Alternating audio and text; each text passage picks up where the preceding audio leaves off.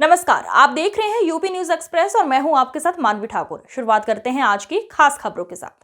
मिल्कीपुर उपचुनाव टलने के मामले में भाजपा और सपा के बीच शीतयुद्ध जारी है। चुनाव टलने को लेकर दोनों दल एक दूसरे को जिम्मेदार ठहरा रहे हैं। रविवार को यहां सांसद अवधेश प्रसाद ने भाजपा को घेरते हुए झूठ बोलने का आरोप लगाया है। उन्होंने कहा कि उनकी ओर से हाईकोर्ट में कोई वकील नहीं खड़ा किया गया है। यहां प्रेस क्लब में पत्रकारों से बातचीत करते हुए सांसद अवधेश प्रसाद ने कहा कि याचिकाकर्ता पूर्व विधायक बाबा गोरखनाथ ने नियमों का पालन नहीं किया।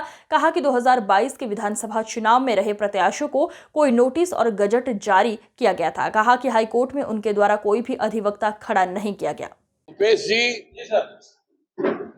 आपके प्रति मैं आभार प्रकट करता हूं और आपका स्वागत और सबका अभिनंदन और स्वागत करते हैं आप सभी सम्मानित विद्वानों का। देखिए, ऐसा है कि उत्तर प्रदेश में 10 विधानसभाओं में उपचुनाव होने थे, ये जग जाहिर था। और यूं तो इस 10 सीटों पर भारतीय जनता पार्टी पूरी तरह से पराजित होने की पूरी संभावना है।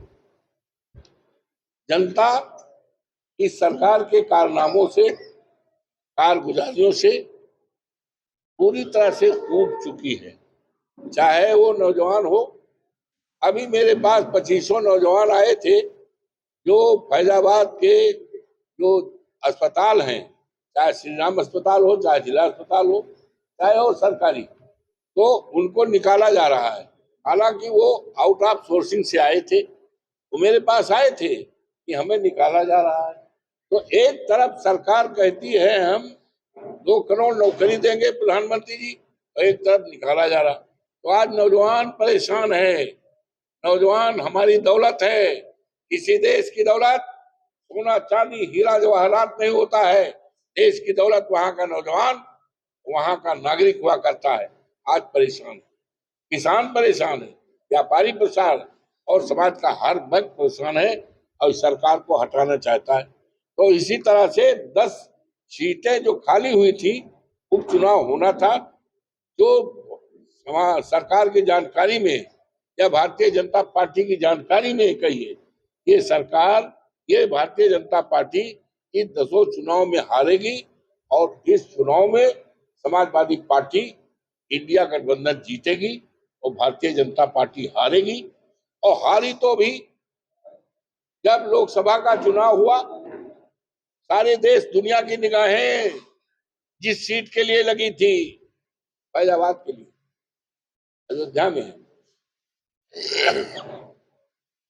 और भारतीय जनता पार्टी पूरी तरह से मुतमैन थी कि हम जीतेंगे, क्योंकि हम राम को लाए, राम हमें लाएंगे, हमने मंदिर बनवाए, पूरी तरह से कॉन्फिडेंस था, मुतमैन था। लेकिन अरे हम राम को लाए हैं, तो राम तो उनको लाए नहीं, राम तो अवधेश प्रसाद को लाए। तो वो बहुत बड़ा धक्का भारतीय जनता पार्टी को लगा है और जिसकी चर्चा सारे दुनिया में है।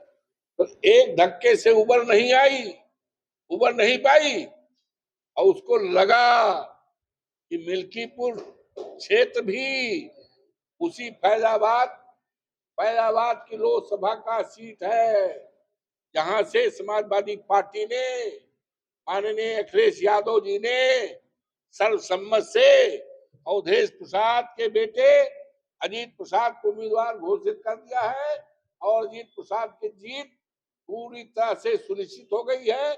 और इस सीट की चर्चा भारतीय जनता पार्टी ने इंडिया स्तर पर बना दिया।